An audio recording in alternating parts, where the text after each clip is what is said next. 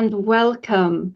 And today's guest is Steven Burge, and we're going to be talking around the themes of consciousness and spirituality. And I think you'll really enjoy the conversation. I'd just like to read a very short bio for you before we start. So, Steve's religious and spiritual pursuits have been a huge part of his life.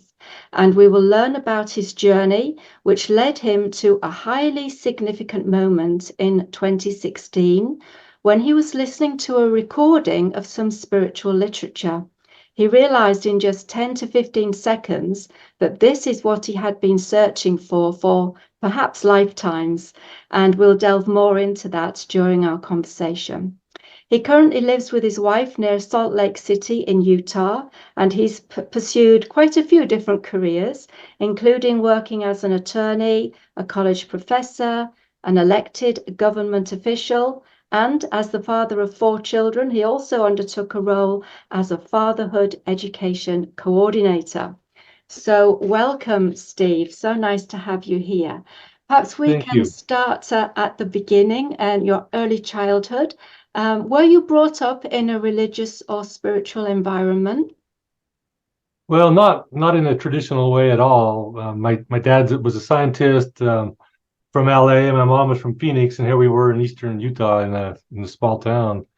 So my mom's family had religion big time on their side. My dad's they did, but it was quiet. So in our home we kind of did what we wanted, and my dad loved to go outdoors.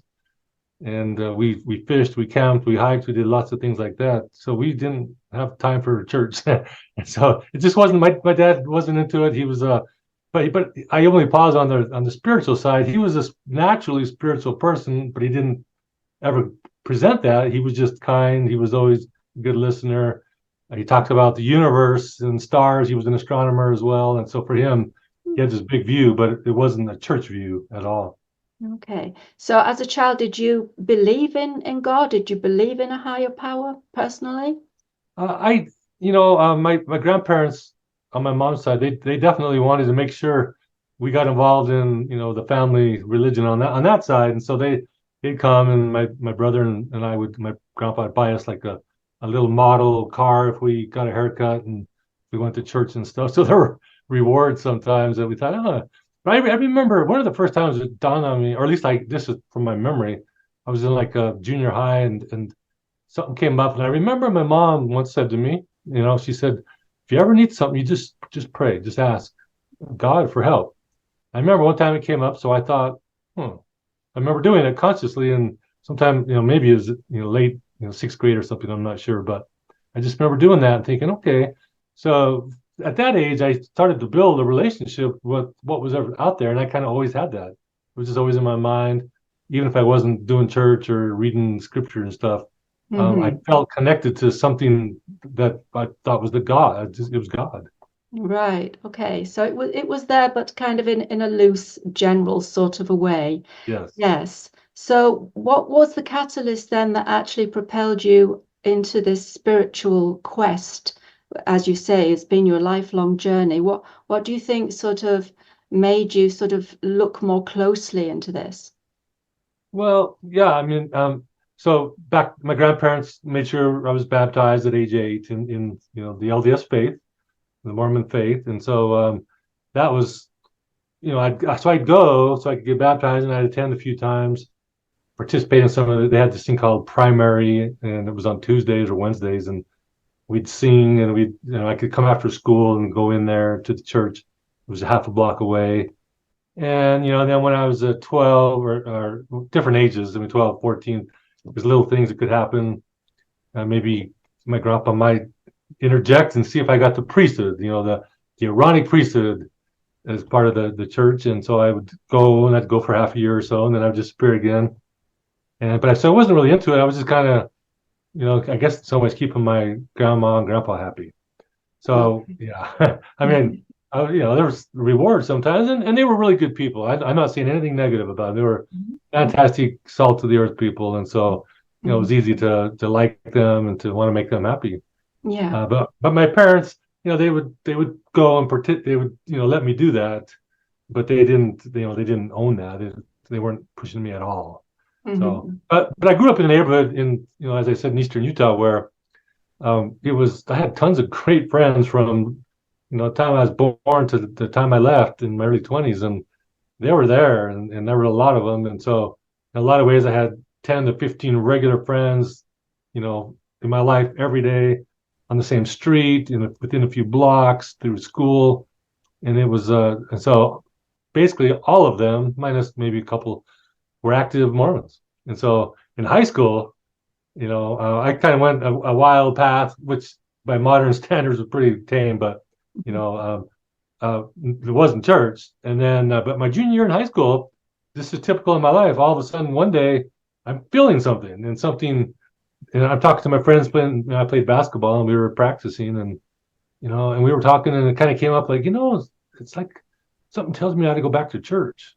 I just had this weird feeling, and and somebody else said it, and so there were literally four of us kind of having something going on. Hmm.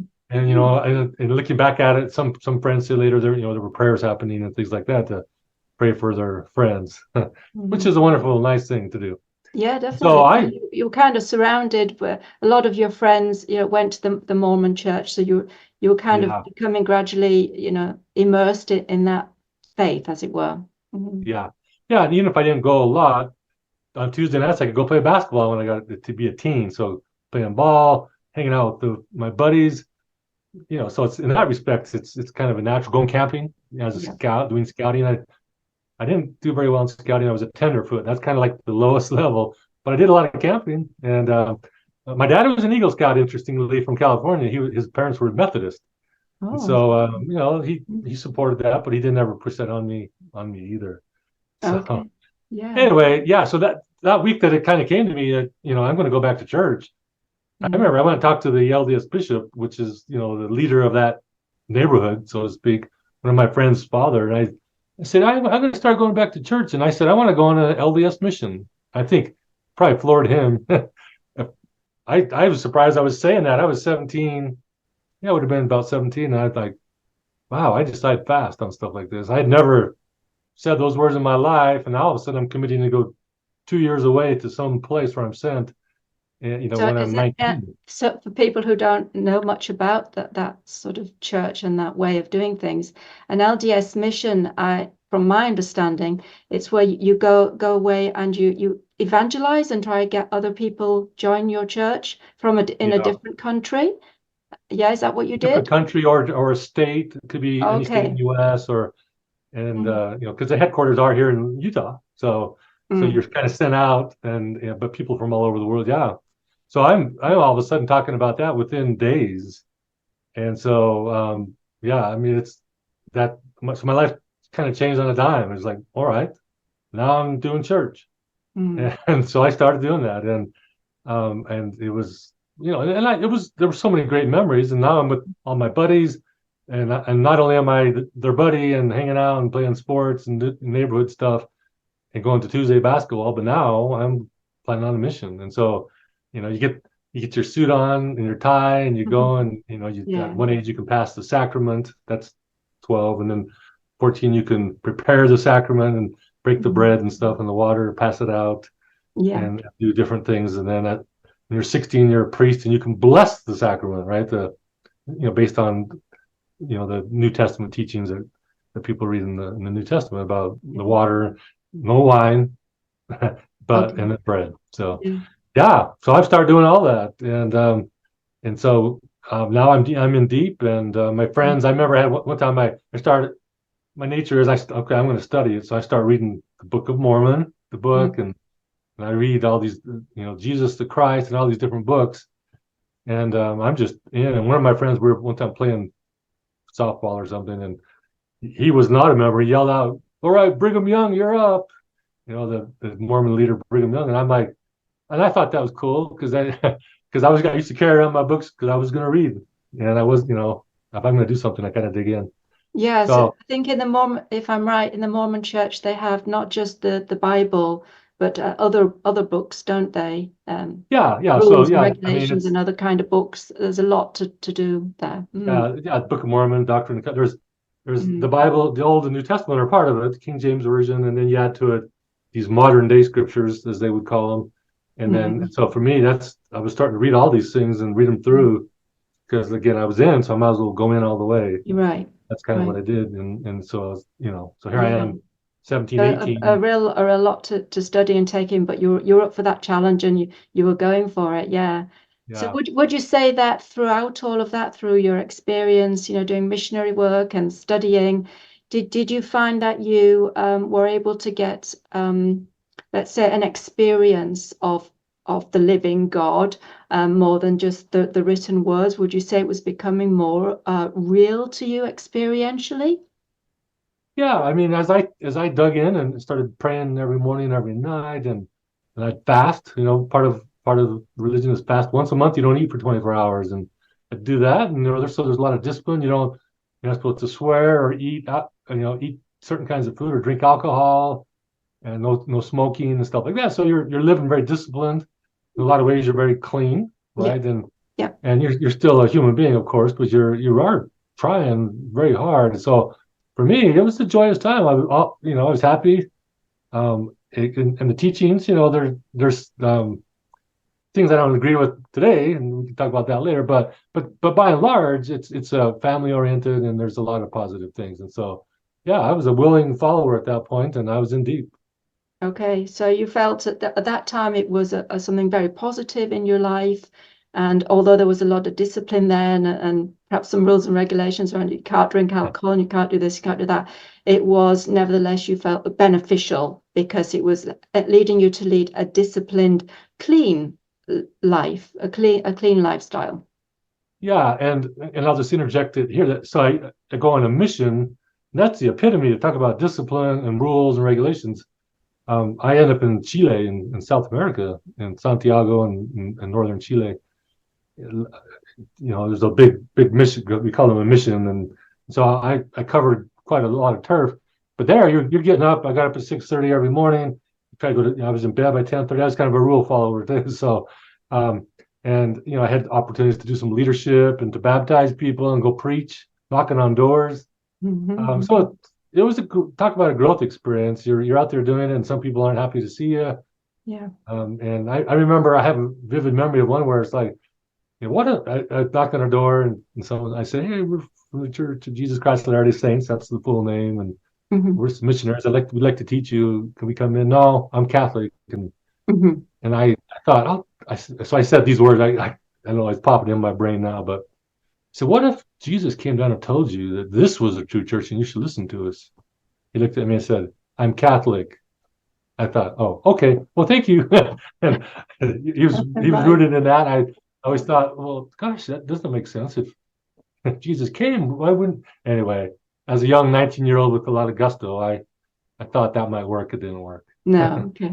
So you probably learned a lot just from knocking on doors and hearing different people's responses, because you'd have been speaking to people of faith and people with no faith. So yeah, you'd have got a lot of different kinds of responses there.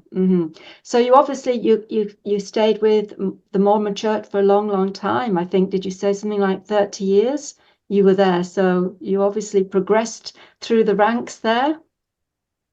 Yeah, I mean, I think my background, this is where I definitely came back, gusto, got married young. My wife was 18 and I was 20. I might have turned 22 by then. Let's see, she turned 19 right after her, and we did the church thing where you get married, you have kids, and get the next generation. So and you get, everybody has a calling. You have a job to do, the calling, and sometimes it's teaching, sometimes it's working with youth, and sometimes it's working with the adults, whatever.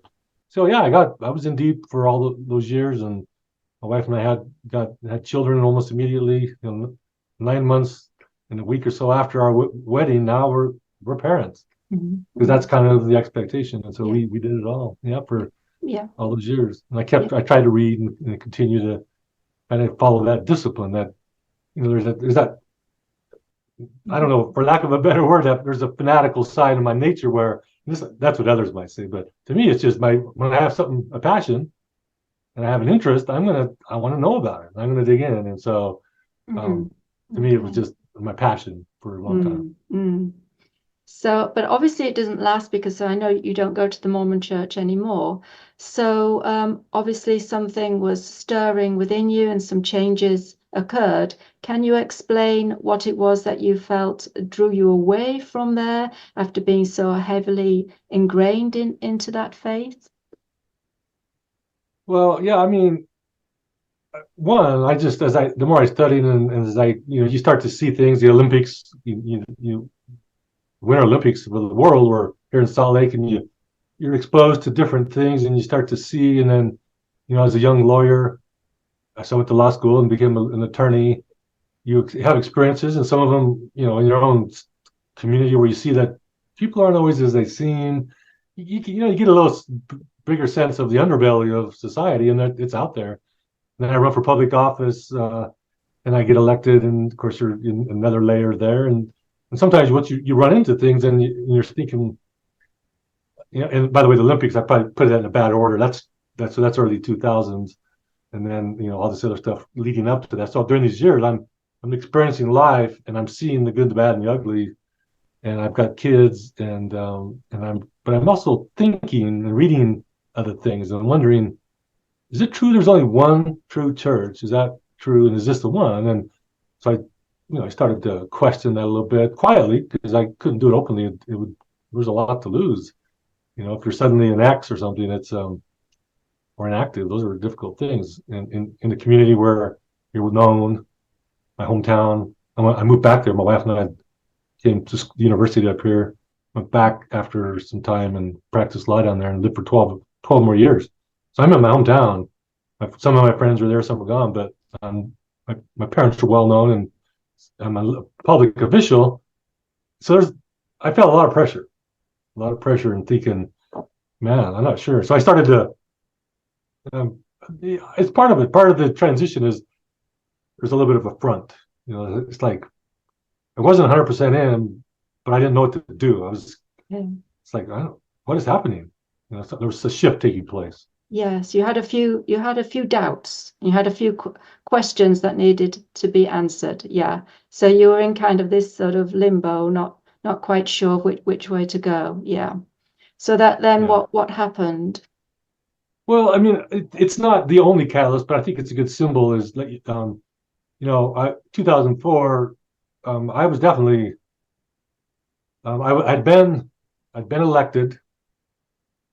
And let's see, I got to get my time frame. The election was coming, I think, actually. The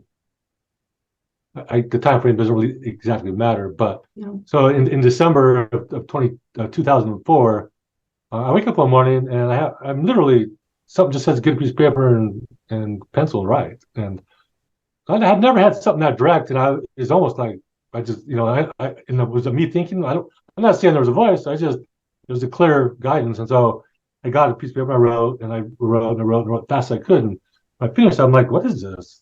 What? And it's like, count. Something said count, I couldn't even read it because it was so terrible. And I have it here, I could show you, but it was terrible writing and printing because I was printing fast, and I counted, messed up, and like, is that a sentence? I didn't know what I'd written. And anyway, there were 12. It's like 12. And then I'm like, what is this? I said 12 golden keys. I thought, and this is the original. It's without, you can't see it, but 12 golden keys. There's 12 of them there. I dated it that day. It's a Hilton letterhead. I'd been to Texas right before then. I was part of my college job. I was working on a grant. We got a big grant. Mm-hmm. We were working to get a big grant. We got it. And so, I'm reading these, and nothing really that earth-shaking. Number one, your life matters. I thought, okay, and number two, learn from your mistakes. All right, that's good common sense stuff. Number four is number six. I still can't read them. Number five is you must have balance. Simple. Mm-hmm. 6, you're never alone. I thought that was good. Mm-hmm. There's one number 12 is live the golden rule, which I started studying that from a broader perspective. That opened my eyes to, wait a minute, there's different versions of that out there, and so that I started to see bigger truth, right? Mm-hmm. And then commit to make a difference through unconditional love. That's number 11. So nothing that earth-shattering, but when I got that, I was part of what was surprised me was I got this and I thought, man, this is so cool. The Mormon Church is based on Joseph Smith says he got revelation and got some plates, and I'm not saying I was that, but I thought, man. So I told people about it, and it was almost like, you can't do that. You're not the prophet. You're not a leader. You're not the bishop. You can't receive revelation for anybody else. I'm like, oh, well, I'm not saying I did. I just told you I got this list. So it was almost like don't share that. Don't tell people about it. And I thought, that must have taken you quite aback, because you would have been quite, excited and thrilled that you'd received this. And although, as you said, it's quite a simple message, each statement you read out is really profound in its own way, in its own simplicity. For instance, you are never alone. Yes, it's a simple thing to say that, but the reality of such a thing is just incredible, that we are never alone. So yeah, that must have taken you quite aback that you weren't able to share it. Yeah. yeah, So, yeah. yeah. So I didn't know what to do with that, because part of me is like, well, these are really good. So I was teaching at the college at that time. I was elected official after I left the law, become a college professor and teaching law and criminal justice, and then I was elected at the same kind of overlapping those two things. Yeah. And so I teach once in a while. I share some of these with students. None of this is overt religion or anything. It's just principles that you could find going back thousands of years. Different great philosophers and spiritual leaders say these kinds of things. And Yeah. I remember one time I shared, choose to be number 10, choose to be happy even when life isn't fair. And the student came and I just said, you can choose happiness. And I don't know if I read it to her, just said that. She was, what do you mean? I said, we can choose to be happy. And she burst into tears and said, I've never thought of this. And she walked out smiling, but she's like, she thought, she was not doing whatever, and she felt like she just wasn't happy. And I said, choose happiness. And I just remember that moment. It's etched in my mind, because I thought, wow. So I thought, gosh, it's kind of tragic that I can't do anything about this. So it's during this period that I started saying, well, what does that mean to me? And it wasn't, it was just a knot. There was like a piece of gravel in my shoe at this point, and it hurt a little bit. It's kind of like, and it wasn't my pride. It was just more like, well, what do I do then? What were these? I thought, were these only for me? So I kind of accepted, well, I guess just for me. That's why when I saw other people benefit, I thought, well, that's tragic. Yeah. These are good. These are good things to share. And I don't know where they came from, except they came into my mind in an instant. I came and wrote them in 2 minutes, and there they are. So, yeah.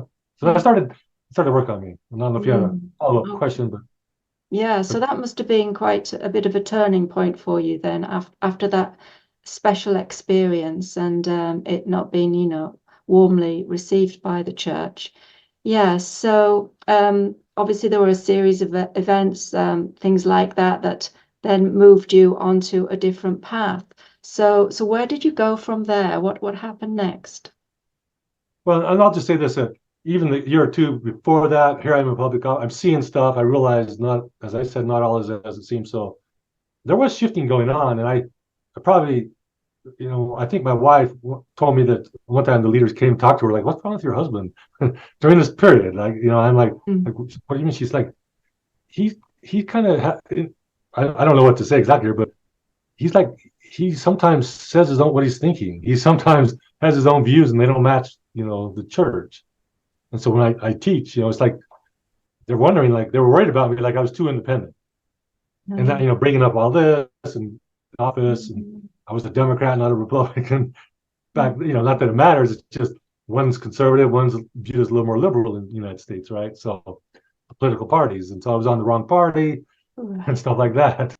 So and then so during this time, I go to Washington D.C. I'll tell you this. I think this is worth bringing up. I go there, and I'm there for the Bush inauguration because had been elected, and I was invited there by our senators to go. So and then also I was getting the grant and Department of Labor. So I had triple duty.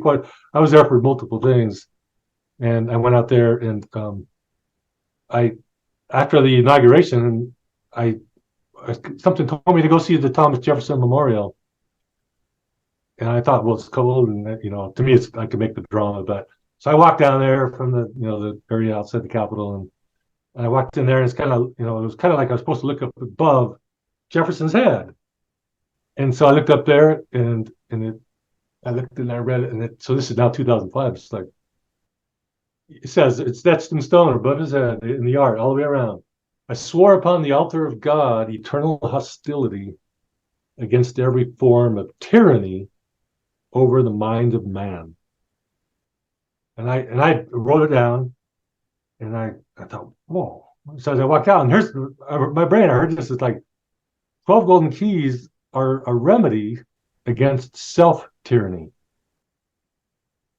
So now all of a sudden that changed things a lot. I'm like, whoa, wait a minute. Self-tyranny, choose to be happy when we're choose to be miserable, that's tyranny. And stuff like that, right? So you're not, I'm alone, I have no one in life that, and you're never alone, then you say, wait a minute, that's an answer to the things we do to harm ourselves. So that shifted things a lot. All of a sudden I realized, wait a minute. So I started to understand. So I started working on writing the book. And I started writing. I've written hundreds of pages. I started with fiction, and then I went to some other stuff. And so all of that, then at that point, I'm moving, and it's starting to happen. And I move up to Salt Lake, and now I'm not by my neighbors and friends and childhood people. I'm here with my wife and a few friends, but so now I just realized things started to shift. Yeah. And over a couple year period, then I ended up, one day I just told my wife, I said, I'm done with church. She's like, what? I said, I'm not going anymore. And I never went again. And that, so in, a few years after that, this is, early 11 or 12, 2012-ish. I'm done. And so in the center of this really is the stuff from that book and where it led me to look and read and study and so forth. I realized I didn't believe it anymore. Yeah. But as you said, there were some good times there and some good things came from it. I mean, I went to church for quite a few years, and it served its purpose in my life. There's good things that come out of it as well. Exactly. So as you look back, you sort of hold on to those things. But now you're becoming aware of the importance of the mind and how that can cause you to be in tyranny, and it can hold you captive. So you're obviously thinking in a different way now. So what did that lead you to? Well, I remember shortly about the time I said I'm done, had been an event involving the old church, and I did some math in my brain, and I thought, okay, so there's less than 1% of the earth of that faith, and that's true, and less than that are even active. So I thought I thought about math. I thought, so in some ways it's like the Harlem Globetrotters, the basketball team that they play, have fun and stuff. They used to play the Washington Generals, and I don't remember the numbers, but it's like the record was like 1,888, 1,000 whatever, and maybe one or two losses. So I thought to myself, it's kind of like that so 99% of the people are wrong and 1% is right on this planet. I thought, that's bad math. That doesn't make sense. So for me, so at that time, I started saying, so what is what is the answer? What do I do? And that's when, so the next thing that kind of popped into my mind, that next Christmas, I was on Facebook, frankly, and I saw this thing from a person I didn't know about meditation, and that she did meditation training. And I thought, so maybe I want to tune in. I want to learn meditation, and that way I can find out for myself. I don't listen to anybody else. I'm going to go inside, and it's one-on-one or whatever. Yeah. So I hired her, and she taught me, and so I started to do that, and on a daily basis, starting at that time, 2000. This is 12. So it must have been 11 when I left. I dove in deep, and I started to study, and she introduced me to Marianne Williamson, and I went to California a few times and saw her. Of course, she's running for president of the United States right now, and she's still very spiritual. She wrote a book, Return to Love, and I started thinking about some other books I stumbled into, and some other spiritual things, but the meditation every day, tune in, and I listen and I go still, and So it changed everything. you're on It was your on own my own. private spiritual journey at this stage where you were looking more inwards, meditating, seeking the answers from within, Yeah, and through the silent meditation, and you found that answers were coming to you gradually. yeah. I just I'd read something or stumble into something, and then it'd be like, huh, that's interesting. And I went back to some of my old books, like James Allen, As a Man Thinketh. I'd go back to some of those and like, there's a lot of age-old wisdom here from this dude. And I'd started studying, and that's so as I got to a period, I decided to leave. By then, I'm in corporate America. That's why I came back to Utah. I was a safety, health, and environment guy, and I did that for about 8 years. And then one day, I'm walking into the office, and the voice, it's not a voice, but it's that thing comes to my mind. It says, "It's time to resign," and I'm like, "What?" So I told my boss minutes later, "I think I'm going to resign," and he's like, "What? Where's this coming from?" I didn't say that. I didn't answer, but I would have said, "I wish I knew." But so I talked to my wife, and the next week I resigned, and so now I'm out of a job, and my wife and I we travel a little. We're 2016 period now, Wow. and I'm still meditating, and I'm just thinking, all right, and I'm going to different events. I'm learning different things, and I will say one thing that I didn't mention. I can make it quick, but so 2013 at the end, my brother-in-law gets killed, Oh. and so I leave religion, um, whatever it is, 12-ish, and then 13, I'm introduced to meditation, and then he dies at the end of that year in Mm. a terrible accident, Mm.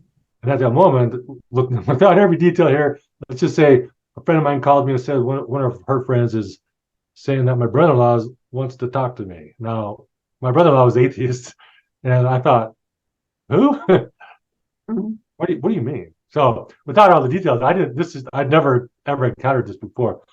My mom did have a little psychic stuff when I was a kid, but nothing like that. So I thought, well, I'll talk to her. Well, without getting all the details, but the first words out of her mouth, she said something that nobody knew on this planet but me in relation to his funeral, my brother-in-law's funeral. I thought, whoa, what is that? What is Mm. going on here? Mm. And so that was another seed in my mind that same year as I leave religion and start meditating in that same time period. Yeah. So now I'm like, whoa, wait a minute, what is truth? Mm. So I explored. I wanted to know, and so Yeah. I read and I studied and I looked into things. I'd go get my palm read and I'd get my eyes read and I'd do it, Reiki. I became a Reiki master. I Mm. thought, well, I'm going to do that then. Tap into, some of these things and see if I can help people. And I Mm. just looked and looked, and what I found is I found lots of beautiful, wonderful things with a positive energy. Mm. Mm. And I thought, there's a lot of good out here, and it's not Mm. one place. So one, it's not the 1%. There's so much good, and Mm. so now I'm leaving my job during that. So that's all happening, and now here I am going, now what? And that's when the big change that came along in 2016. Yeah, yeah. So we've reached that point in 2016. So you obviously, I can see from your journey here that you've just explained, you were being prepared for this. I think you'd reached that stage where you really wanted to know the truth. And if it meant throwing out some of your strongly held religious beliefs, you were prepared to do that because the truth was more important to you now than holding on to your cherished beliefs if they were false. So you'd obviously been softened and been prepared for this. So yeah, tell us Yeah. what happened then in 2016. Well, maybe a catalyst. What you said, I totally agree with that. I mean, yeah, there were things happening to me, and I was receptive, but I didn't create them. Which is an important lesson. And sometimes we try too hard. Sometimes we need to relax a little bit into what's next, I think. But so yeah, my wife and I, we decided to go on a cruise to the Mediterranean, the Eastern Mediterranean, and we start in Rome. And in Rome, we go looking at all the stuff, of course, and the Vatican, and that was just interesting. I just remember because now I'm delving. Now I go back, right. I'm in the heart of the Christianity, at least from Catholicism back forward, and And I'm going through, and I thought, okay, this is interesting, and we beautiful paintings and art, and I'm not being negative about it. I saw beautiful, wonderful things. Yet also, some of the challenges there and the evidence of stuff. It's like, well, there's a lot of good and bad and ugly here a couple thousand years later, but it's fascinating history. And then on that journey, we end up in we go to Italy and I mean other parts of Italy, and then into Greece. But before Greece, we go to Turkey. And in Turkey, they say, hey, we're gonna go, if we're gonna go land at Ephesus, Ephesians, the book of Ephesians, and in the Bible, and so and when you go there, you can kind of do what you want. So I become aware, kind of an accident, that wait, that's where there was a lady that had a vision, and she in the Catholicism, she says somewhere near Ephesus, there's a place where Mother Mary lived for decades, and they said, go where? And then she was blind, and she pointed on a map. I think she pointed to Ephesus. Actually, she didn't say it, and they're kind of using her, whatever she did, she led them to that. So they sent people over there. I don't know when this was, 1800s, I think, and they landed. They say, hey, we're looking for a place where they say Mother Mary lived. They go, oh yeah, it's right up there. It was a local. There was no mystery locally. It had been celebrated for centuries and centuries, and so they said, "We can you take us?" They went up there. Anyway, so the Catholic Church eventually made that a special place on the earth. I forgot what you call those, a holy place. So my wife and I said, "Hey, let's go to Ephesus and let's go to Mother Mary's house." Now, whether people believe that's her house or not, I don't know. All I know is that for several thousand years, people in that area said it is. So we go there, and I'm walking through, and I'm looking at all this stuff, and we go into the purported house. There's a water I drink from the fountain, and I came out. My wife was crying. I thought, well, that's interesting. She doesn't usually, we have our own paths, which is we're perfect at it. She doesn't. I never impose any of this on her. She has to hear me talk, but and all of a sudden she's like, Steve, I felt something there, and so I'm like, oh, me too. And so we're driving back, and we're looking, and we see these things. I'm like, whoa, what is that about? Well, a month later, a little over a month, my friend sends me an email or a text or whatever, and it has a link. She said, hey, listen, I click on it. I didn't know whether to click on it. And I don't remember the beginning part. I just remember the first sentence when it started into it. There's this deep voice, beautiful, wonderful voice.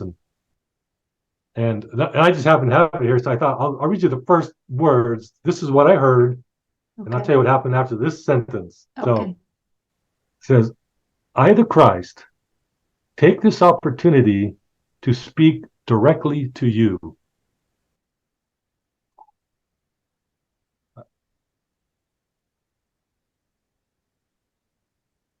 It just hit you. I just thought, oh my gosh. And I felt it. It was this inflow of energy, and like I'm feeling right now. And it's like, I thought, oh my gosh, this is what I've been waiting for my whole life and lifetimes. I mean, I remember thinking that exact thought. I thought, this is it. For one sentence, I was like, what is it? I didn't know what it was. So I'm looking back, I'm like, what is it? So I kept listening and listen. And so that what it was, of course, was the Christ letters. And this is actually the book that I ordered it, but this is the original book. So I went online to find out what it was, because I said, I need the book. I didn't know there was a book. So I listened. Christ Returns Reveals Startling Truth. Wow. Yeah. So I listened to the 9 letters first, right, on audio, and then I ordered the book and I got it and I started reading it, and frankly, since then I've never stopped. So the Christ letters, then it comprises the 9 letters you mentioned, and any other things in there? Yeah, well, so this original book, that's really what it has, is those letters, and so. This one was the original one that came. Original 9 letters, okay. On the recorder, and then I didn't. As I started to study, I said, "Wait, there's other things." And so this book, not technically an authorized version, right? Okay. So there's really no organization, but this is the book that was available, so I ordered it. And then there's also a series of articles, and there's so there's Christ articles in the back of the 9 letters, and then in addition to the articles, there's some messages based on years like 2007 and such. And so So there's, I can't remember the exact number, 17 or whatever it is, Mhm. messages. Since I'm there, 16 here. I think they might be missing one, but Okay. and so these were done. So the book comes out of 2000, and then over time there's some little messages that come here at different times, a few of them and stuff like that. Yeah. So So that was the full. Yeah. sorry, yeah, okay. So I know you've been, reading them now for quite a few years. I just discovered them about 18 months or so ago, and they struck me very strongly as well. Yes, perhaps you could just explain to people how did they actually come about, these letters? Well, I mean, the letters, and it's explained in there. The book is not. There's no human name on this, right? On the book, it doesn't have an author because the author was Christ. So that's what the teaching is, and that Christ came and found a person called the recorder. The person's name is not known. There's no glory to this person, no money, nothing. And she was prepared for 40 years. So if you roughly on the calendar, it's 1960-ish to 2000. Yeah, I mean that's Basically, incredible. That's just to interject there. That's incredible to be prepared for this work for 40 years. That's some yeah, deep preparation going on there, isn't it? So yeah, it meant that the final outcome, hopefully, had less of her in it. Our humanity comes through right. so readily, but because of that deep preparation, there was less of her and her ego, what have you, and it was more of a pure transmission. Yeah, yeah. When I first read it, I didn't know any of that because the book that I had starts right in, and it mentions there's the first page of recorder, and like, but so she's prepared for 40 years, and we do know it's a lady, so she's a she, Mhm. and she was at that time in England, somewhere in England, and then there was some movement after that, but the bottom line is she was told this is it's like there's an example. You're not the secretary to an agreement to something is not their name is not on the document. That's not the important thing. It's those that sign it. I mean, that's just an example that was used. Of course, she's very important, but her name it was more when people read it. It's like decide for yourself. Is this from Christ or is it or not? Mhm. And so for me, after when I was reading it, the energy grew as I was reading stuff. I'm like, oh my gosh! And I was a student of you know the Scripture, Old Testament, New Testament. So there's elements of that, but there's much more. And some things you see are irrelevant and just out and out wrong. And so when that first comes to you, you're like, whoa. And for me, I never had doubt about it. It all resonated with me. It all jived with my energy. It all made sense with all the stories I told you. This was simply part of my personal Stephen evolution, and now I'd reached a pretty high point. I Yeah. mean, a very high point where it's kind of like, I was born in 1964, so during this period, I was living and experiencing all this time. So I related big time to that preparation period Yeah. for the recorder. Yeah. So So obviously it's not a religion, it's not a cult, it's not a new agey kind of thing. It's none of those things, is it? It's just simply some information that we can take into our own hearts, and if we choose to live by this information that's given to us there, then we will see the fruit in our lives. Would you say that that's an accurate understanding? yeah, that's perfect. And you mentioned the new age. Those years where I was looking, after I left church, and I'm finding all this stuff. Yeah, I mean the word new age is it's used in a derogatory way for some, and others it's simply saying, hey, it's not. This isn't the age old religion. This is a newer thinking, but it's actually ancient. And so it's Mm. interesting that phrase is even used. But in reality, people are going back to, you know, I went to Egypt with my dad, and the Aztecs and the Mayans and all these different things. That's just part of my life. Mm. It's old stuff, and so for me, I did look into that, and all of a sudden I come to this, and it's not about that. In a lot of ways, those things are retired, so it's way more than New Age. It's actually the ancient of days. it's the truth of the universe. Mm. It's a You learn rest. about the Perhaps creation. you could say it's a restoration of the truth that was there, but then unfortunately just became hidden behind dogma and doctrines and all that Yeah, kind of stuff. And it's almost like taking that away and getting back to the golden nugget that it is yeah, always has always been there, and making it fresh into for today's world that we can right. understand it. Yeah. And to me, the student in me, that side of me, because I had studied religion, now when I see this and I saw the good and the things that are good, love and light and being kind to your neighbors and so forth. When I saw those things, but then I saw the way the way Christ taught, you know, um, reaping what you sow, but kind of from almost because of my dad, the scientist.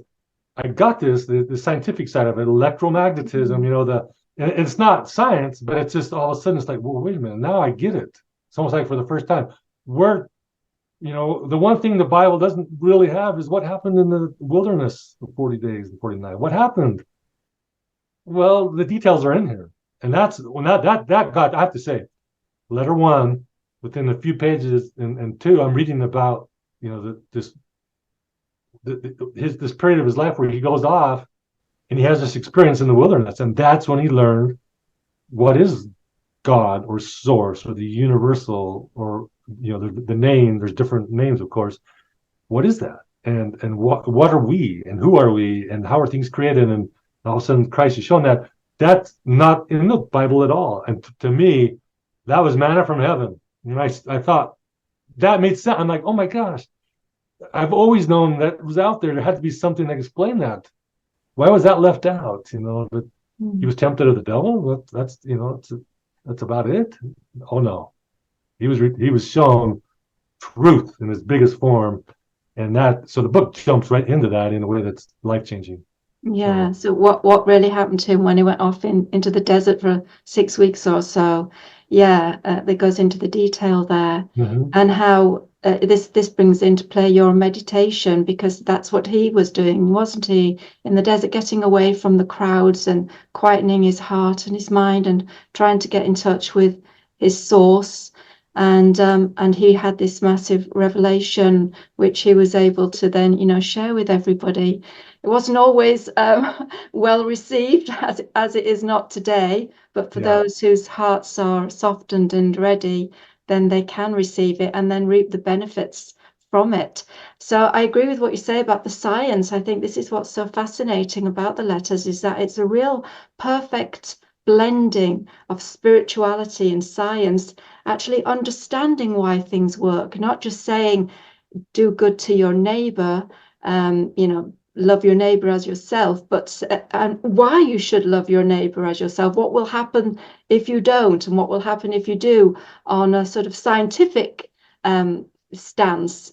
So there's that merging there of science and spirituality, and understanding how the mind works, and what is consciousness, and Yeah. how frequency and vibration, it brings all of this into play, which is really fascinating to just read even from that perspective, isn't it?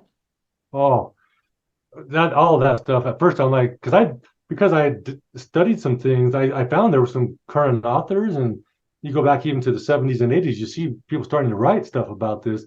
But now we've got instruments that can measure and say, we can actually, the cameras and things you can see, electrons and Yeah. protons and stuff, and see how they move and how our thinking can actually affect them. You find studies on different things and the power of the heart and the mind. Well, all this stuff's explained. When I Yeah. saw that, I'm like, oh my, because and then the meditation part. Yes. Yeah, I'd luckily been able to prepare for 3 years before. Now I'm a daily meditator, following other people's methods. Some amazing people out there. They're just so spiritual. And now I'm reading Christ telling me that's one of the things you do every day. You pray, and he has some helps you with that, because you're not praying to a guy on a throne. No, I'm not demeaning anybody when I say this. I'm just saying you have to go read letter 5 to learn about the Big Bang and the creation, and what is the universal, what is divine consciousness, how are we connected to that, how does that connect to love, I mean intelligence and love, and in us, and so forth, and our souls inside. And when you get all that together, and you're like, it all comes together for the first time, because I think that's why there's so many religions and so much infighting and across different belief systems. In a lot of ways, Christ, he helps us. He sets the record straight on that too. And you know what? Who was Muhammad really? And you know, different great leaders. There's still great leaders, but it's possible and it's true that their teachings were not understood because people didn't understand. Christ is he's in the wilderness looking at things, and he can see how nothing is really solid. He's like, Yeah. you know, it's like, and that's true. So in modern science, that is true. You can look, and nothing is solid. There's space between everything, right? Molecules, there's space. Well, he was able to see that, but how did he explain that to people? So he taught about sheep and lambs because the people didn't have the comprehension to go that deep. He saw the big universal. Now he had to learn to teach it to people. And so his words weren't always understood and interpreted in a way that, and he tried to relate to the Jewish teachings. That's why he used the word the Father. In reality, he likes the phrase father mother more because the traits of the masculine and the feminine, the intelligence and the love. And guess what? We all have both of those. All that stuff's going on in my mind. I'm just going, whoa, this is a lot of amazing teachings. And for me, it's bringing it all home. Yeah. You don't understand it all the first time. So for me, you know, since 2016, I read daily, once or twice a day, and I've read it a lot now. That 400. Yeah, and it's not that it's complicated to read. It's quite easy to read, but the depth of meaning that's there is just incredible. So you do need to, you know, meditate over it from time to time until you can really sort of grasp what's being said there. And what I find so wonderful is that it's not just about head knowledge, although it's really useful to know, you know, the nature of space and all that kind of thing. But it does stress the experience for yourself of knowing the divine yourself, and that meditation is a fantastic tool to enable you to be able to do that. And I think that's just so important.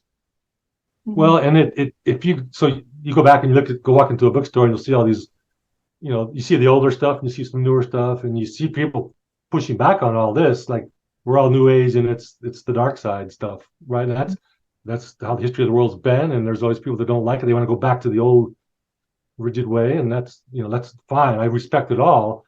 No, I don't need to demean anybody. I don't want to.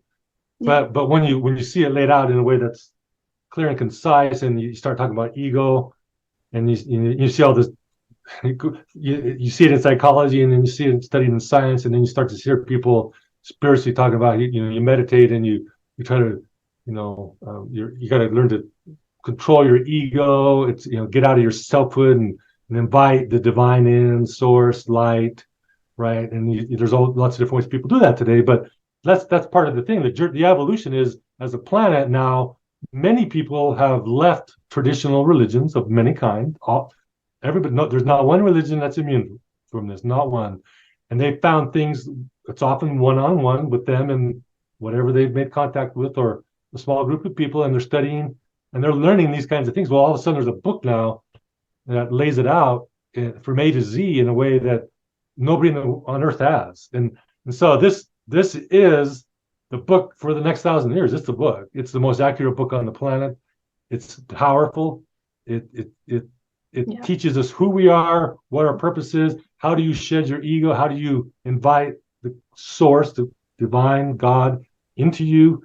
And how do you follow Christ's teachings, his actual teachings? And then when you bring that all together, it's a potent formula. And so we understand, you and I have read it, there's going to be opposition to this. And you know, despite that, it's still, you know, it needs to be talked about. And so it appears at this stage in the world, I suspect more of us will speak out a little more, using wisdom and not trying to impose ourselves. We're not going to go knocking doors. It's not. It's all. Everybody's going to find things when they're supposed to. No, definitely not that kind of thing. But I'm sure that people will be drawn to it. Those who are ready, because as you saw in your own journey, and I recognize it in my journey as well, there has to be a softening there and a Yeah, willingness, yeah, to be open-minded enough to these kinds of things, and a real strong desire, I think, for truth. I yes, know I reached that point myself. I just wanted to know what the truth was, right, the bottom yeah, line, and then, you that sort of prayer, that sort of heartfelt desire is definitely heard, and you are guided yeah. towards it, I think. So yeah, we'll give Well, people the links below in the description so that they can check this out for themselves. It's as you rightly said, it's not a money-making venture at all. You can download it free online. There's a PDF that people can download totally free, or if they want the paperback version, they could probably find it somewhere or other, probably on Amazon or somewhere. But try it for free first of all, and see what you think. Okay, well, I think that let me kind just say as we mm, wrap up here, mm. yeah, it's the idea is that there actually is no organization on the earth there's nobody to pay the money to, No, and so it's out there. It's like it's been made available to the people of the planet, and it's yeah, like there, go find it, and it's yeah, free. It's free. I bought these because I want to read. I love holding something, and so that's my choice. But it's all right there in front, yeah. and it's what it teaches. I tell you, for me, every time I read it, I have multiple experiences that are exactly what I read that day or the day before or the day or tomorrow. And I Mhm. read, I go, oh, and some of them are learning experiences because I'm an imperfect human being. We all are. And so when we're willing to learn, Yeah. Christ gives us the formula to do that in this incredible book that is the book that's going to change the world. And it's the Mhm. book that I hope all people find, and but Mhm. I respect everybody's ability to find it When when they're it's their ready, time. yeah, yeah. Yeah, and there's goodness. Let's let goodness prevail on this planet. And this is now an addition. It can affect schools. It can affect a lot government. Mhm. And my role is I want to use the energy from this book. And if I can help create peace and love in the planet, then here I am. Send me. I'll go do that. Yeah, And I'm just trying to yeah. figure that out. So No, that's great. That's well said. So yeah, we will give people the link in the description below. So perfect. yeah, I think that just wraps it up nicely. Thank you so much for sharing your journey with us. It's Thank you. been quite a roller coaster in a way, hasn't it? Up and down through the years. But at each step, you have been guided, and you've been directed onto the right path for you at that moment. As you look back, I'm sure you can see that that's been the case. Yeah. True. Yeah. And I'm grateful. Okay. Well, thank you so much. All And right. thank you everyone for listening. Do please check out the link in the description below. And until next time, bye for now. Bye. See ya.